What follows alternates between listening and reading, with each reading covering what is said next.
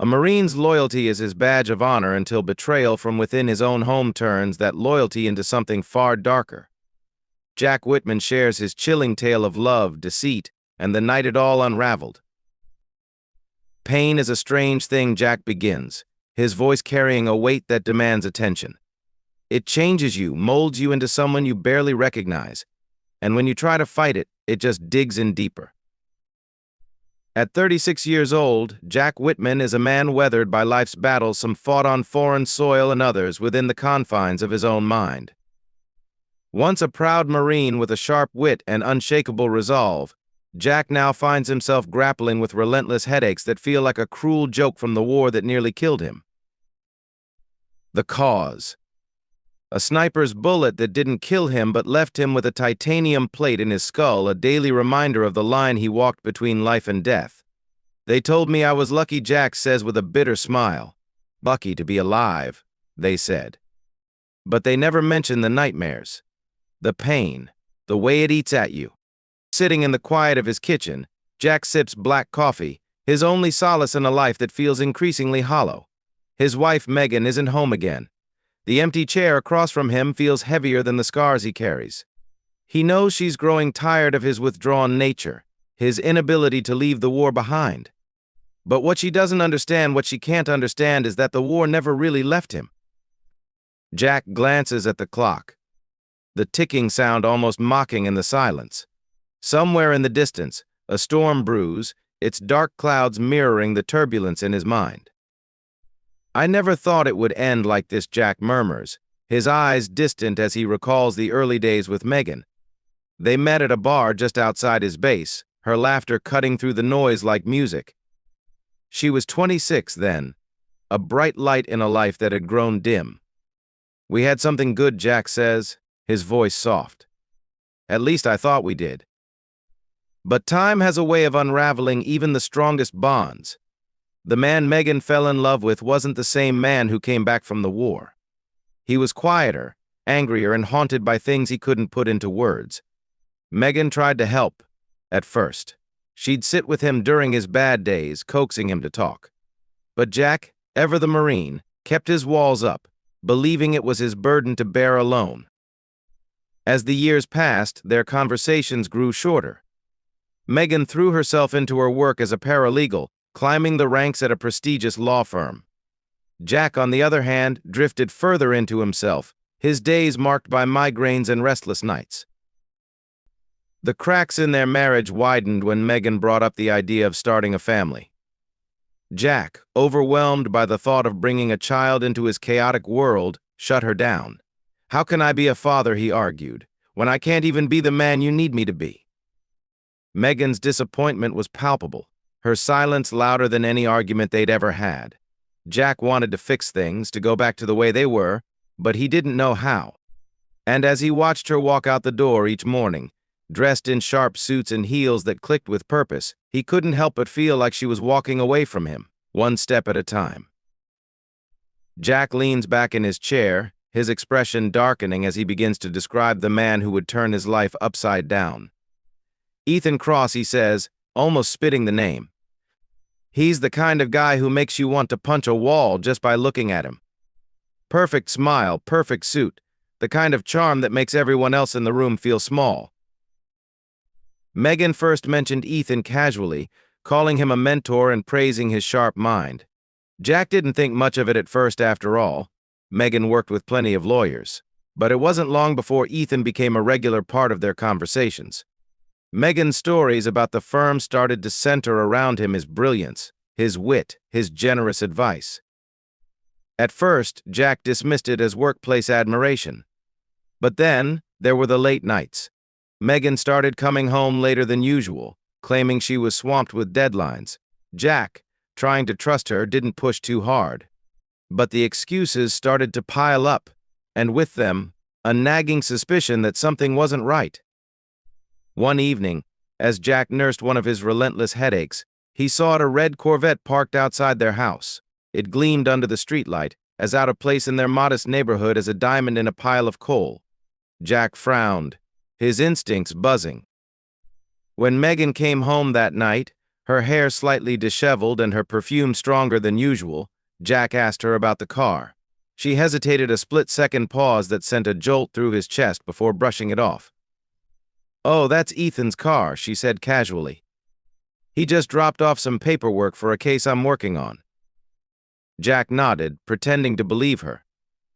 But the seeds of doubt were firmly planted, and they were starting to grow. The Corvette wasn't a one-time occurrence.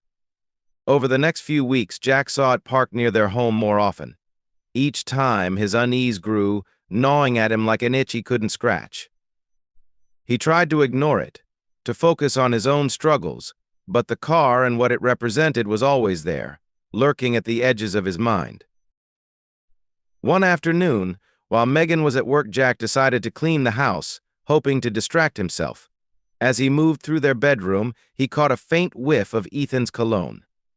Jack froze, his breath hitching. He didn't know how he recognized the scent, maybe from a handshake at a firm event or a passing encounter, but he knew it wasn't his own. Shaking off the thought, Jack opened Megan's nightstand drawer to look for aspirin for his throbbing headache, but instead of finding relief, he found something far more alarming. Tucked under a book was a folded piece of paper. At first, Jack thought it was just a note or a to-do list, but something about its deliberate placement caught his attention. He unfolded it with trembling hands. The words written inside made his blood run cold. It wasn't just a note, it was a letter. Ethan's handwriting was confident, almost cocky, and the words were far too personal to be professional. Jack's heart raced as he read phrases like "last night was unforgettable," and "I can't stop thinking about you." His mind reeled. The headaches, the late nights, the Corvette, it all started to click. Jack put the letter back exactly where he found it, his hands shaking. He sat on the edge of the bed, staring into space, the betrayal sinking in like a knife to the gut. "I wanted to believe it wasn't true," Jack says, his voice tight. "But deep down, I already knew. I just didn't want to face it yet."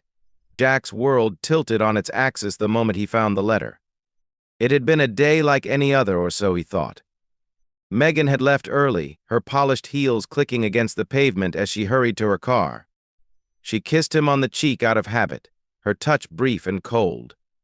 Jack watched her leave, a strange heaviness in his chest.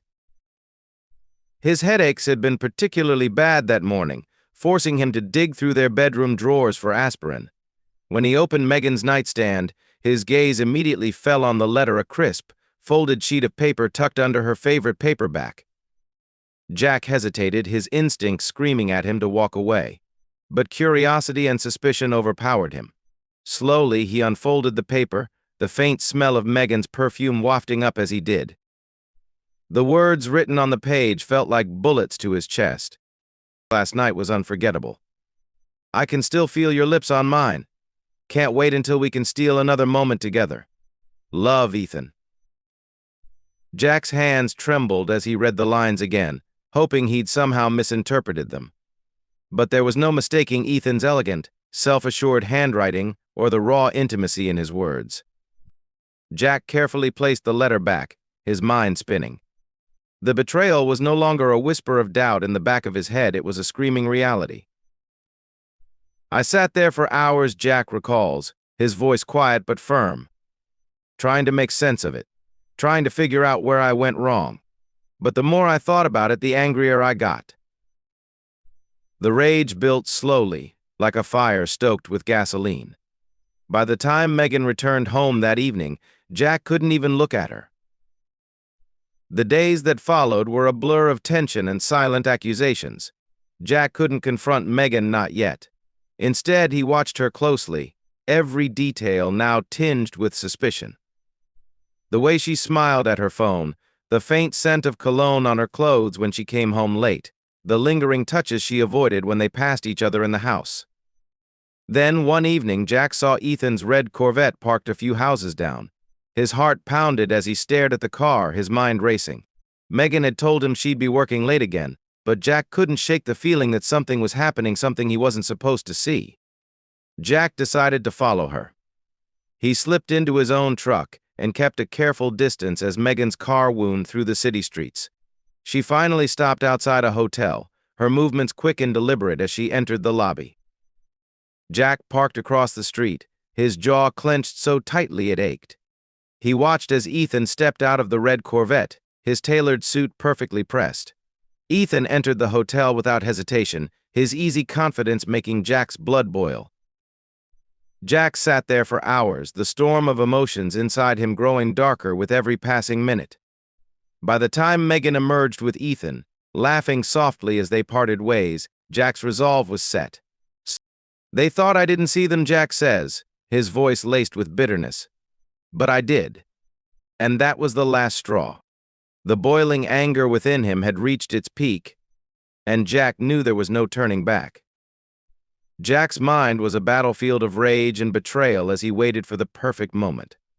The letter, the late nights, the red Corvette, it all played over and over in his head like a sinister film reel. By the time he saw Ethan's car parked outside his house again, Jack was done playing the quiet observer. It was late. The moon hung low in the sky, casting long shadows over the neighborhood. Jack stood by the window, watching the car's headlights dim. His heart pounded in his chest, but his mind was eerily calm, the kind of calm that comes before a storm. Jack grabbed his gun from the safe, the weight of it both foreign and familiar in his hand. Years of military training kicked in as he checked the chamber and adjusted his grip. This wasn't a decision made in haste, it was one born out of days of festering anger and a sense of justice twisted by heartbreak. He moved silently up the stairs, each step feeling like a countdown to something inevitable. The bedroom door was slightly ajar, and from within he could hear hushed voices and soft laughter. Jack paused, his knuckles whitening around the gun. When he pushed the door open, the room froze. Megan and Ethan turned to him, their faces a mix of shock and fear. Ethan stood abruptly, his hands raised in a placating gesture. "Jack, let's talk about this," Ethan began, his voice smooth but edged with panic. Jack's gaze shifted to Megan, who was wrapped in a blanket, her eyes wide with terror. "Talk," Jack said, his voice low and steady. "You want to talk? After everything you've done?" The tension in the room was suffocating, the kind that made every second feel like an eternity. Ethan took a step forward, trying to reason with Jack. "Look, man, this isn't what it looks like. Just put the gun down and we can." "Shut up," Jack roared, his voice cracking through the room like thunder. The years of pent-up pain and betrayal surged forward, clouding his judgment. Ethan lunged, perhaps hoping to disarm Jack, but the Marine instincts kicked in faster than thought. A deafening shot echoed through the room, and Ethan crumpled to the ground, a pool of crimson spreading beneath him. Megan screamed, her voice raw and desperate. She stumbled back against the headboard, tears streaming down her face. "Jack, please," she sobbed. "Don't do this." But Jack wasn't listening anymore.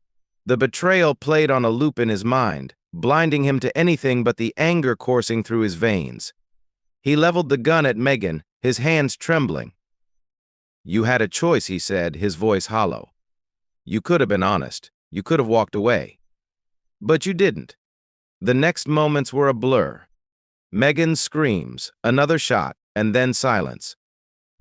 Jack stood there, the gun hanging limply at his side, his chest heaving as reality began to settle in. The adrenaline faded, replaced by a cold, sinking feeling. The two people who had turned his life upside down were now motionless before him, and for the first time, Jack felt truly alone. Jack stared at the lifeless bodies of Megan and Ethan, the silence in the room louder than any explosion he'd ever experienced. His hands trembled, the gun slipping from his grip and clattering onto the floor. The realization of what he'd done hit him like a tidal wave, but there was no time for regret, not yet. He moved mechanically, his military training taking over. Every second was critical. Jack locked the bedroom door and took a deep breath, forcing himself to focus. He knew he had to cover his tracks if he wanted to avoid spending the rest of his life in prison. Jack dragged Ethan's body out to the backyard first, the damp earth clinging to his boots. He grabbed a shovel from the shed, the metal scraping against the concrete floor in a sound that made his skin crawl. As he dug, the physical exertion numbed his mind, giving him a brief reprieve from the horror of his actions. Once the hole was deep enough, Jack lowered Ethan's body in, covering it quickly and tamping down the soil. He repeated the process with Megan, each shovel full of dirt feeling heavier than the last.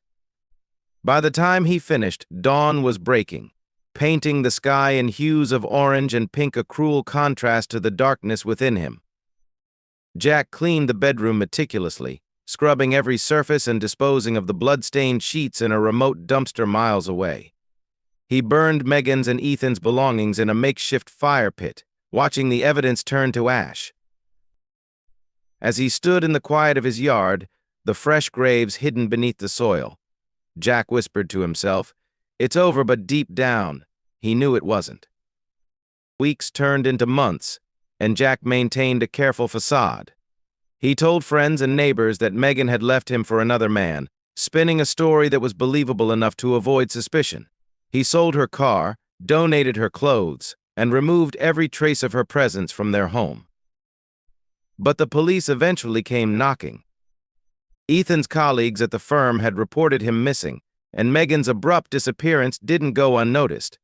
Detectives questioned Jack multiple times, their probing eyes scanning his every move. "I told them what they wanted to hear," Jack says, recounting the moments he sat in the interrogation room, the fluorescent lights casting harsh shadows on his face. "That she ran off, that I was as blindsided as anyone else." The investigators searched the house, even the yard, but Jack's meticulous cleanup left no evidence behind. Still, he couldn't shake the feeling that they were watching him, waiting for him to slip up. Life on the farm became his refuge and his prison. Every time he walked past the freshly planted rows in the backyard, he felt their presence. "They're part of the land now," he says, his voice cold and distant. Jack ends his story with a chilling smile. "Funny thing about secrets," he says, "they don't stay buried forever. But for now, the farm's doing just fine." Thank you for watching. If this story left you on the edge of your seat, don't forget to like, share, and comment your thoughts below. And if you're ready for more stories that keep you guessing, hit that subscribe button. Until next time, stay curious and stay safe.